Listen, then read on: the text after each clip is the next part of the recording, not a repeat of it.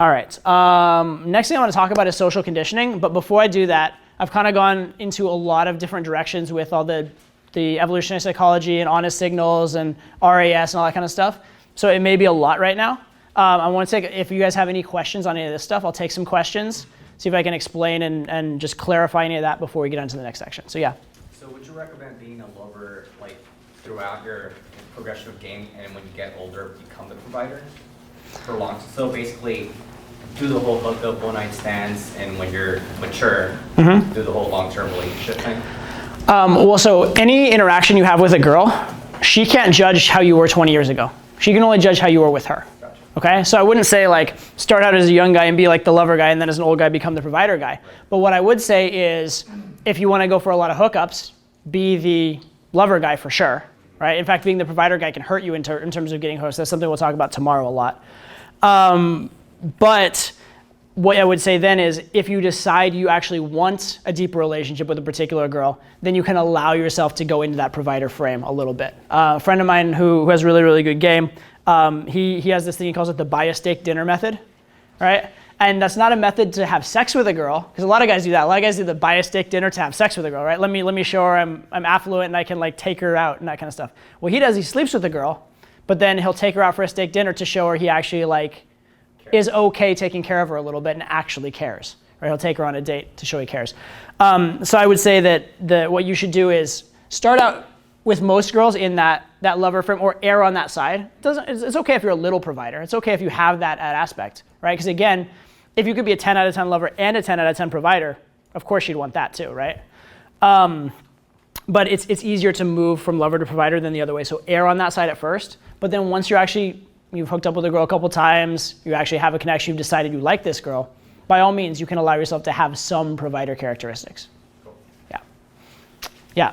When you've fallen kind of into that like provider frame, like, you know, the girl sees you that way, I have an issue where like sometimes I'll just throw it away. So like I'll completely stop talking. Okay. Or I don't know where to kind of like draw the line. Okay, so just I feel like maybe just me ignoring them and completely never talking to them ever again. I feel like that's a bad move. Well, it's certainly not going to get you a result in that instance. Okay, so the best way to avoid being in the exclusively provider frame is to not get there in the first place, so to speak. But if you are there, it's not necessarily the worst thing to do. What you need to do is start doing more of the qualities of the truly alpha attractive man, like the lover type frame, and you can gradually have that perception. I'll make a distinction right now, which is the distinction between a cold approach pickup and a social circle pickup.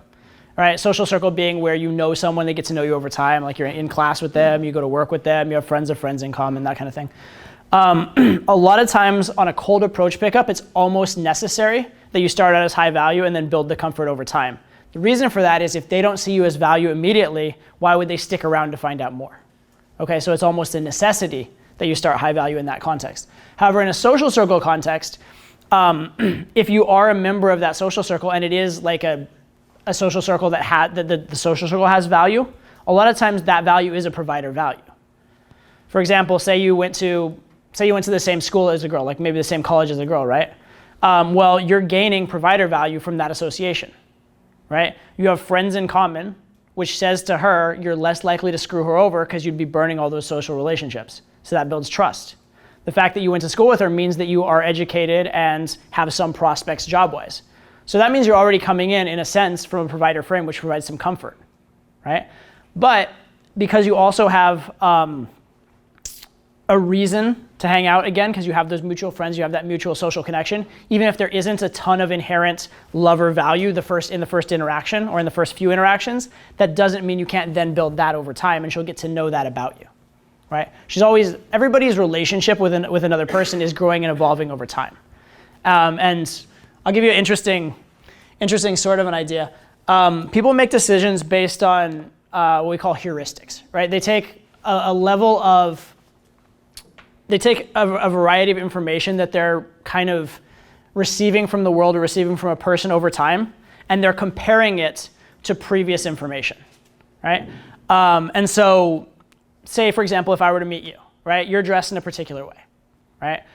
So I would associate you with other people that have worn button-down shirts. of like, dark blue color and that type of shoes and that type of like the shirt under it, right? All those things are in that hairstyle. Like I can look at that and I'm putting you in a category based on my previous experience, right? So I'm making decisions based on that. The other thing that happens with people heuristically is that you have a variety of data for a particular person. You have old data and new data, okay? So if I knew you years and years ago and I also know you now, I'm gonna evaluate both of those data.